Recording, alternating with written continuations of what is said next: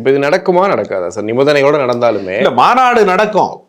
நான் என்ன சொல்றேன்னா, ஜனநாயக பாதைக்கு நம்ம வந்து மக்களை அழைத்து செல்வதற்கான வாய்ப்பாக இந்த இந்த திரட்சியை பயன்படுத்தி கொள்ள வேண்டுமே தவிர, அது சாதி ரீதியான திரட்சியாக இருந்தா அந்த கட்சிக்கு தானே அது பின்னாடி. ஓகே. இல்ல இப்ப இந்த தேர்தல் வர சமயத்துல இதுல என்னன்னா நடக்கலாம். இப்ப நீங்க சொல்ற மாதிரி ரொம்ப அமைதியா அவங்க சொல்ற அந்த விஷயங்களும் நடக்கலாம்.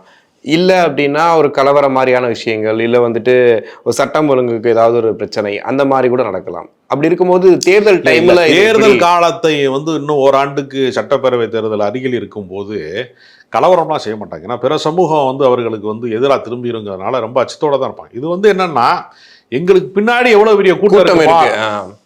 எல்லா கட்சியுமே என்ன பண்ணுவாங்கன்னா, தேர்தலுக்கு நெருக்கத்திலே வந்து பெரிய மாநாடு நடத்துவாங்க. அந்த மாநாட்டில் பார்க்கிற அந்த கூட்டம் இருக்குல்ல, இவ்வளோ பெரிய திரட்சியை நான் திரட்டிட்டேன், இவ்வளோ பெரிய மக்கள் கூட்டத்தை திரட்டிட்டேன் பாரு அப்படின்னு சொல்லி மரியாதை எனக்கு சீட்டு கொடு என்று ஆளுகிற கட்சியோ அல்லது ஆள விரும்புகிற கட்சியிலையோ கூட்டணி பேரத்திற்கு ஒரு கூட்டத்தை காட்டுவது.